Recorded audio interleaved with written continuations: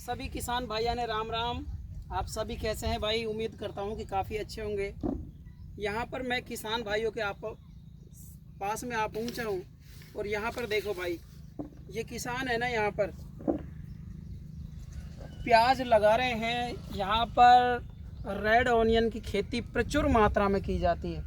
मेरे साथ में किसान भाई है, किस तरह से इन्होंने खेत की तैयारी करी है, किस तरह से ये प्याज लगा रहे हैं, कौन कौन से कंपोस्ट डाले हैं, तमाम जानकारियाँ आपको मैं इस वीडियो में देने वाला हूँ। आपसे निवेदन यह है कि इस वीडियो के साथ आप बने रहिएगा। वीडियो थोड़ी सी लंबी हो सकती है, लेकिन जो हमारे यहाँ के किसान हैं ना, इस मेवात क्षेत्र के, वो किस तरह से प्याज लगाते हैं, तमाम जानकारियाँ आपको दूंगा।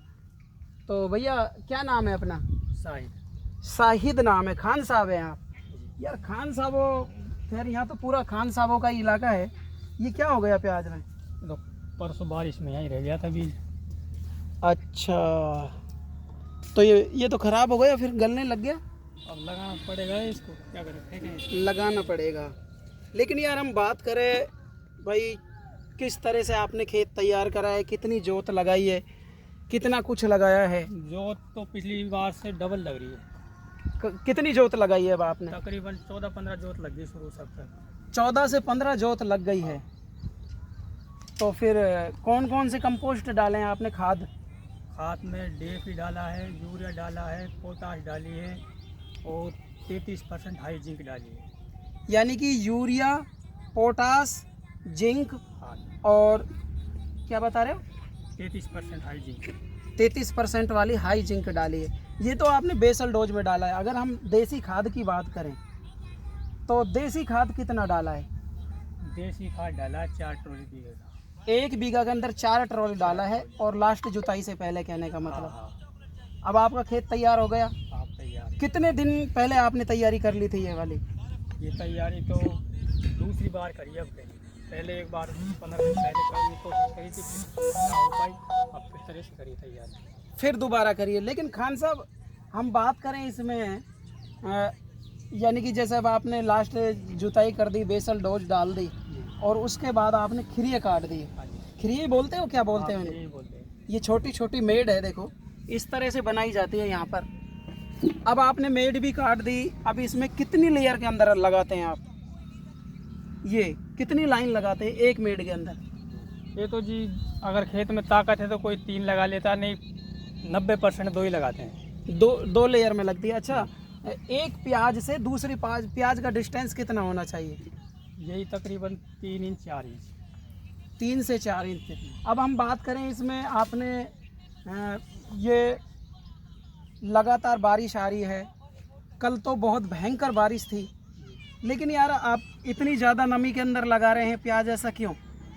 समय नहीं बचा ना, पछेत हो जाएगी। पछेत हो जा रही है। सर्दी में फिर ये प्याज बनेगी नहीं। सर्दी में प्याज बनेगी नहीं। लेकिन यार सोचने की बात है खान साहब, आप तो, चलो मेरा तो खैर इतना अनुभव नहीं है, लेकिन आपके तो पापा भी खेती करते थे, अब आप खेती कर रहे हो। जब अपन इसको गीले में लगा देंगे, यानी कि ज़्यादा नमी के अंदर प्याज को हम लगाते हैं, तो पीलेपन की शिकायत आती है। वो तो आप तो ये अब की बार है ना, जिस तरह से इंसानों में बीमारी फैल रही है, आप देख रहे हो ना, वायरल कितना ज़बरदस्त फैलता है। इसी तरह से भाई यहाँ ये भी तो एक जीव ही है, एक सजीव है। जब इसका अंकुरण चालू होगा तो क्या स्थिति होगी यार? वो तो इनमें दिख रहा है, चांस दिख रहे, बीमारी तो 100% लगेगी। अभी मैं पड़ोस के गांव में होकर आया हूँ। पड़ोस के गांव में स्थिति ये है कि पूरा का पूरा खेत पीला हो गया। वो तो मौसम की वजह से हो रहा है सारा कुछ। बरसात ज़्यादा हो रही है, नमी में काम हो रहा है सारा, जल्दबाजी की वजह से। जल्दबाजी की वजह से। अब आप एक बात बताइए, 1 बीघा के अंदर कितना बीज लगा देंगे? 1 बीघा में 4 से 5, 5.5 भी लग जाएगा। क्विंटल? हाँ। 4 से 5 क्विंटल भाई बीज लगा देंगे। आइए मेरे साथ चलते रहिए, बात करते रहेंगे। 4 से 5 क्विंटल भाई ये यहाँ पर बीज लगा देते हैं 1 बीघा के अंदर। और जो बेसल डोज है ना, बेसल डोज भी भाई बताते जा रहे हैं कि किस तरह से लगाई जाती है। बेसल डोज कितनी कितनी मात्रा में डाली जाती है। खान साहब, ये देखो, ये खरपतवार है जिसको अपन कन्हैया बोलते हैं। इस बार तो खरपतवार सूखा ही नहीं, बरसात में सूखा ही नहीं गया। लेकिन इसके लिए आप क्या करते हैं? अब तो ये काफ़ी बड़ा हो गया, नहीं एल्टो इस्तेमाल करते हैं और पेंडा डालते हैं। पेंडा मैथिलीन? हाँ जी। चौड़ी पत्ती का खरपतवार के लिए पेंडा मेथिलीन डालते हाँ हो जी। और सकड़ी पत्ती के लिए एल्टो डालते हैं, एल्टो डालते डेकल हैं। भी डाल लेते हैं कभी कभी। अच्छा, लेकिन भाई अब जैसे अब अपन ने प्याज लगा दी और इसमें खरपतवार अब उगेगा तो फिर बाद में भी डाल दोगे? हाँ, बाद में भी डाल देंगे। बाद में भी डाल देंगे, कोई नुकसान नहीं आएगा? पेंडा नहीं प्याज डलेगी बाद में, पेंडा तो अभी डलेगी, बाद में ये एल्टो डल सकती है। एल्टो ही डल सकती है बाद में। यहाँ पर देखो भाई, थोड़ा सा इधर की तरफ आ जाइए, मैं दिखा देता हूँ कि यहाँ पर ये किसान भाई है ना प्याज लगा रहे हैं और इस मौसम और बरसात की मार आप देख सकते हैं कि ये प्याज की गंठियाँ है ना पूरी तरह से सड़ चुकी है। लेकिन किसान भाई का कहना है, हमारे खान साहब का, खान साहब मेरे पास में आ जाइए आप, खान साहब का कहना ये है कि भैया अगर जो हम इतनी गीले में नहीं लगाएं तो क्या करें भाई, ये ज़मीन तो बहा है ना, करीब करीब 10 दिन लग जाएंगे। अब 10 दिन के बाद अगर जो प्याज लगेगी तो भाई इनको कोई भाव वगैरह कुछ मिलने वाला नहीं है। तो इनका तो कहना यह है कि भाई राम भरोसे। क्यों साहब? हाँ जी, बस ऊपर वाले ही जा रहे हैं, उसको क्या होगा। अब की बार है ना, अब की बार तो राम जी जम के बरस रहा है। और भाई प्याज है ना मेरे हिसाब से अब भी 25 दिन लेट है। लेट 25 दिन लेट है। आपने क्या घर का ही बीज बनाया है? घर का ही है। बीज तो खैर घर का ही है, लेकिन यार अब की बार किसान के साथ ये मोटी समस्या है कि लगातार बारिश हो रही है। अपने यहाँ पर पानी कितना नीचे है? पानी तो करीब 500 फुट करीब है। 500 फीट करीब है। अब आप देखिएगा ये गंठी है, देखो मेरे हाथ में यार, इसमें ये वाली गंठी देख लीजिए किस तरह से सड़ने लगी। और जब कोई भी खेत है ना, मैं आपको बता दूं कि जब कोई भी खेत के अंदर हम प्याज लगाते हैं, जिस तरह से हम छोटे बच्चे का जब बच्चा पैदा होता है ना तो उसके टीके लगाए जाते हैं, बीमारी की रोकथाम के लिए टीके लगाए जाते हैं ताकि वो बीमारी उसके अंदर नहीं आए। आपने सुना भी होगा कि किसी के पोलियो का, किसी के टीटी का इंजेक्शन लगा देते हैं छोटे बच्चों को 5 साल तक। इसी तरह से ये खेती की जाती है।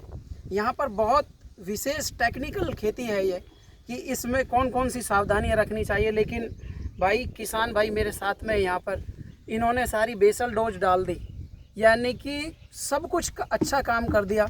लेकिन एक सबसे बड़ा मेन जो सही काम नहीं हुआ वो ये है कि ये अधिक नमी के अंदर ये बीज की रुपाई कर रहे हैं। और भाई जब अधिक नमी के अंदर बीज की रुपाई होती है ना तो प्याज के अंदर ये मान लो कि पीलापन की समस्या देखने को मिलती है।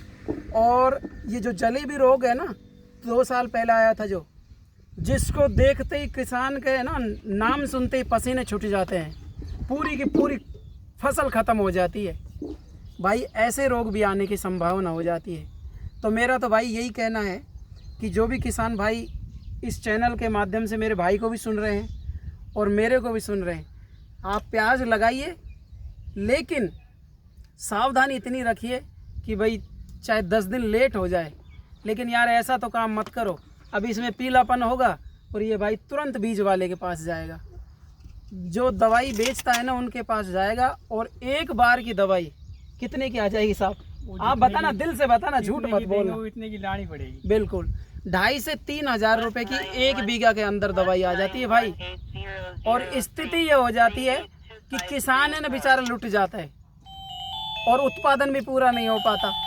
तो भाई ऐसा काम मत करिए। यहाँ पे लगातार बारिश हो रही है, कोई सी भी जगह से आप वीडियो देख रहे हैं ना तो हमें कमेंट करके बताइए। भाई ने सुझाव पूरा सटीक दिया है। देखो अब मैं आपको दिखाता हूँ, लाइव प्रूफ के साथ दिखा रहा हूँ। ये देख लो, ये देख लो अब क्या हो रहा है। और ये वाली प्याज देखो आप,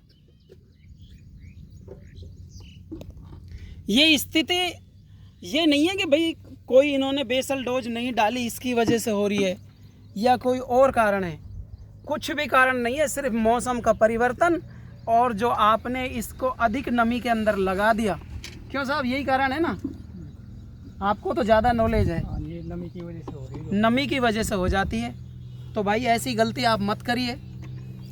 खैर अच्छी बात है कि भाई अब की बार प्याज का तो भाव मेरे को ऐसा लग जाए कि आसमान छुए, अच्छा भाव मिल सकता है अब की बार। उम्मीद तो यही है और इसी उम्मीद के ऊपर ही किसानों की आस टिकी हुई है।